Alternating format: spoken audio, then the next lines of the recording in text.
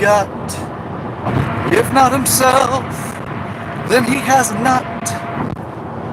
Let the record show I took the blows and did it my way.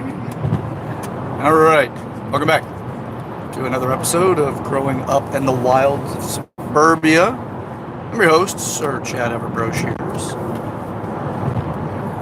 What occurred to me between yesterday and today, and it's occurred to me multiple times, but I really haven't addressed it, at least in the videos. And I just, the title of this one is Wisdom from Practicing. Now, we're in a society that seems to want to chastise anybody who speaks in a way that sounds authoritative, right? Somebody that speaks with a great deal of confidence about something. And they chastise them by asking them for credentials and then dismissing the person if they feel that they don't have the credentials to speak about something.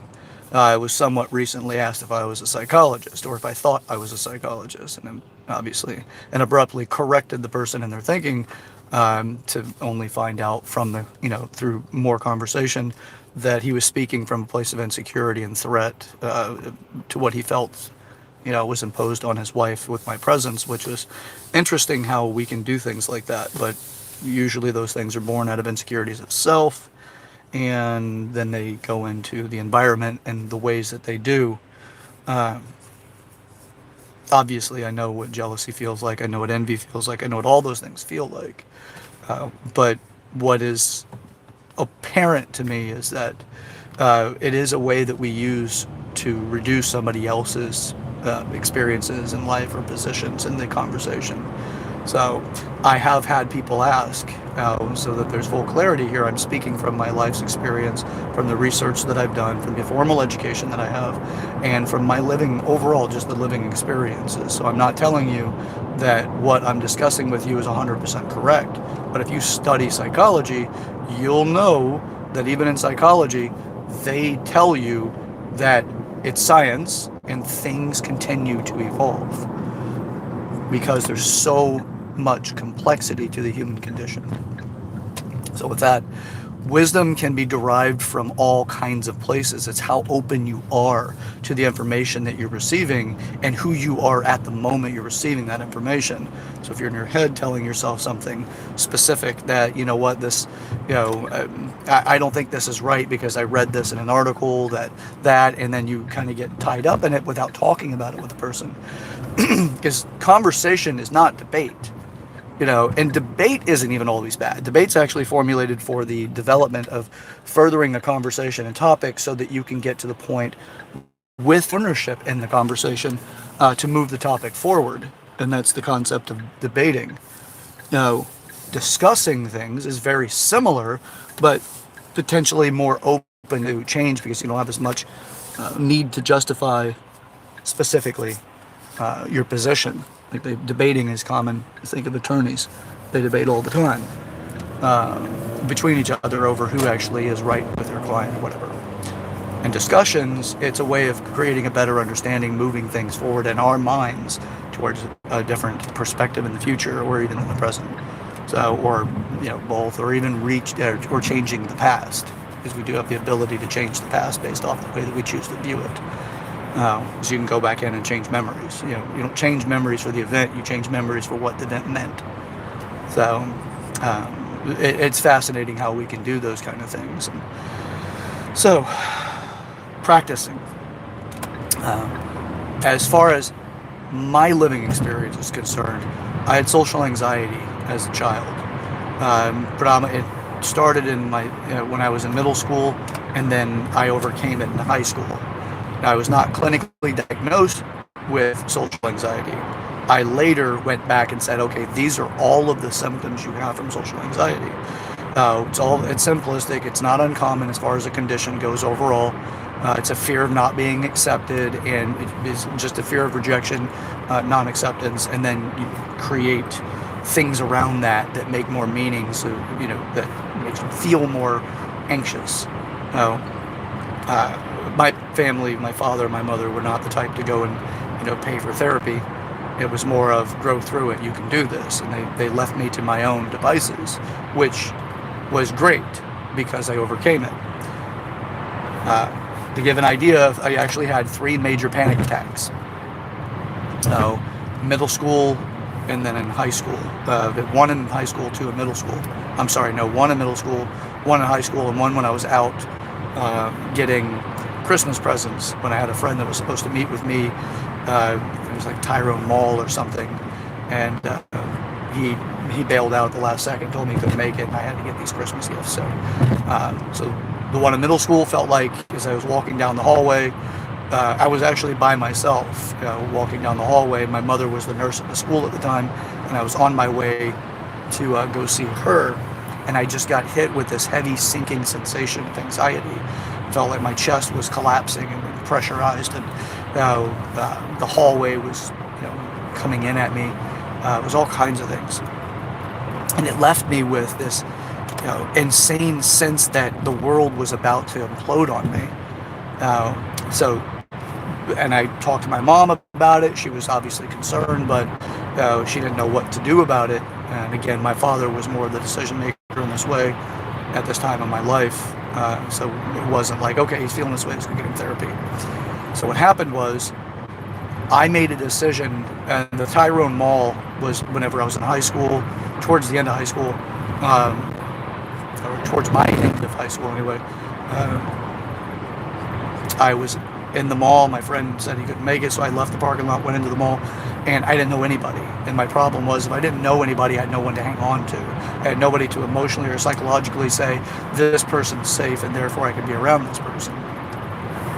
So I fought, through that, went in to the mall, and I got probably halfway in from where I entered the mall at, and it felt like everybody around me was looking at me, although they weren't. I could see that they weren't, but panic took over, and I really couldn't focus so much on what other people were doing as much as what I thought they were doing, and the fear of being just destroyed by these people, not being accepted, laughed at, ridiculed, and my heart was speeding out of my chest. I could barely breathe. I almost collapsed. I managed to just kind of get out of the mall, and then back to my car, and then I had to recuperate before I could drive. I was completely, I knew there was something going on with anxiety with me. And then I made a decision that day that I was not going to do that anymore. I was not going to allow that to happen, that something had to change. So I started with my groups of friends. We would stand around, and this again was towards the end of my experience in school, at least in high school. Stand around with each other and kind of hanging out, and I would step back a little bit from my group, where there'd be another group of people a couple of feet away. I got a little bit closer to them, and then I noticed that my anxiety started to rise a little bit, but I did notice I got a little hit of adrenaline, and I was like, oh, okay, well that's, I'd always noticed the adrenaline, but I never actually took effect to the point where I'm like, okay, I actually can enjoy this a little bit. So that was the first time I actually shifted it from collapsing and, the world was going to destroy me to, oh, I can enjoy this a little bit. So I stepped a little bit closer, and then it took a little bit of time. It took days to get through the basic process to get even closer to groups. And I got to the point where I was like within, I don't know, 8-10 inches from my back to somebody else's back I didn't know. I mean, I recognized them in school, but I didn't know them. And then it got to the point where, continued on a couple of weeks. I ended up, turning and stood there on the outside of this circle for a few minutes, and then turned around and went back over to my group of friends, and they're all like, what are you doing? I'm like, I'm just trying to get through some stuff. Well, eventually I got to the point where I was actually like, I actually went up and said, hey, and introduced myself to these people. Now, that doesn't sound like much as an adult, especially the way I am now, but it was huge for me. It was the biggest challenge for me at that time. And The moment, it was a weird interaction. It wasn't like it was one of those like, hey, this seemed normal. It seemed really contrived. It was just odd, but it was a practice. And I eventually got to the point that I, was in the group of people I didn't know, and then I would introduce myself to the person to my right, introduce to the left, and then, maybe somebody else would introduce themselves, and then I kind of like, bow out pretty quickly.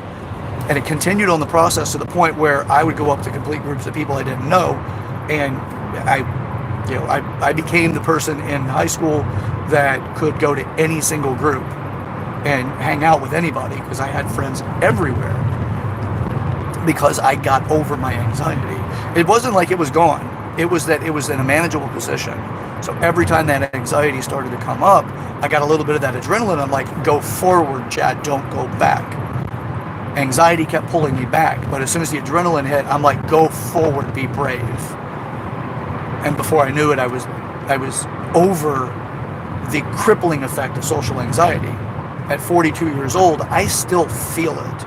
But when I do feel it, I'm like, hello, old friend. Like, it looks like I'm about to grow again. To give you an idea, I went from that to, I'll introduce, I love public speaking. I put my stuff out on the internet. I've gone through the embarrassment of, the potential embarrassment and ridicule of completely sharing where I'm at with raw emotion.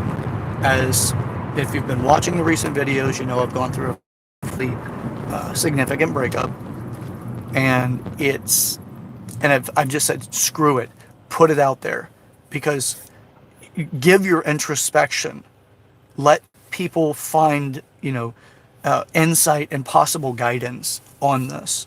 I'm not alone, but it takes courage to be vulnerable. And that's what I'm doing with this, is to be vulnerable. So I'm bringing it out there. I'm throwing it out there. And this is what I mean by practicing to wisdom. If you're willing to face something that scares you, the thing that requires that you get courage, other people won't face that. But the lessons you learn passing over the line of the need of courage or cowardice, you become courageous, somebody else go cowardice. The cowardice person wants to know what the courageous person went through, and then they try to learn that, through them, which means you have more experience, which is what wisdom is. Wisdom is knowledge with the ability to change the future. Knowledge without action is trivial. Knowledge is not power without action. It can create confidence, but it really turns into just trivial information. If you want wisdom, you have to have the ability to predict how things can go and how you be about those things and what you can do in order to change outcomes to whatever degree you can change outcomes. But you have to be willing to face things that other people aren't willing to face. So I've done the work in the way that I've developed myself to where I'm at. Am I the best in the world? No, I'll never claim that. Am I the one that says don't listen to anybody else? Absolutely not. I have a library at home. If I were to have the mindset of don't listen to anybody else, I'd have one book, right? Because it's the same concept. Or I don't have to need somebody else to accept me so much that they deny other people. I'm not that kind of person. If it gives you an idea how far I've come as far as the experience of getting over social anxiety, I've pushed myself I've gone skydiving, fear of heights, went skydiving. I've fear of rejection.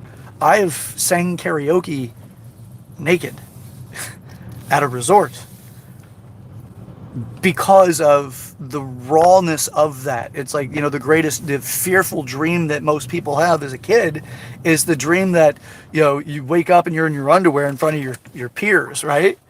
Well, I've far exceeded that, because I'm like, you can't go more to. The only way you could reject me further than that, the most vulnerable experience of the physical direction of vulnerability, is obviously being able to get into the emotion and then take somebody from the vulnerability of emotion. But as you've watched the series, you'll see I'm taking those on. I'm not avoiding. I'm not making anybody else wrong. I'm 100% responsible for everything. So that's my goal through this is to try to create a breath of freedom and the opportunity of wisdom. Just not saying I'm wise. I'm just saying that how do we get there? And I'd love to be able to try to create that for others. So that's what I'm doing with this. And if you've seen the channel, you've watched the videos, you'll know that about what I'm up to here. So I'm actually at my appointment now. I'm a few minutes early, which is really good. I've got to get in there. This is the self-care time. If you've watched my journey, if you've seen my videos from the last 6 weeks, I started doing these right at the right at the breakup. I started doing them every day to try to walk through and express and develop and to offer this. I was at 219 pounds at the time. I was, as of Monday this week, which was just at a month, I was at 202. So this is a self-care thing. You know, frustrations and energy, it's like a fuel. It's either you can sit around and let that stuff eat at you. It's like pouring gasoline on yourself and setting yourself on fire. It burns you up. Or you can put it into a vehicle and have it help you get where you want to go, and or do something to take care of yourself. So that's what I'm doing. And I hope that you join me on that. So if you like the videos, please subscribe, hit the like button, share this with people in your life. It's a great way to start a conversation. Again, I'm not coming from I'm right. It's just a way of creating interest so that the subject can be discussed. And yeah, stick with me. This is not always the easiest approach to life. It's far easier to just resign yourself. So it gets a little tough, but it's worth it. So stick with me. Catch you guys on the next one. By the way, search Chad Everett Brochures, and this is Growing Up in the Wilds of Suburbia. See ya.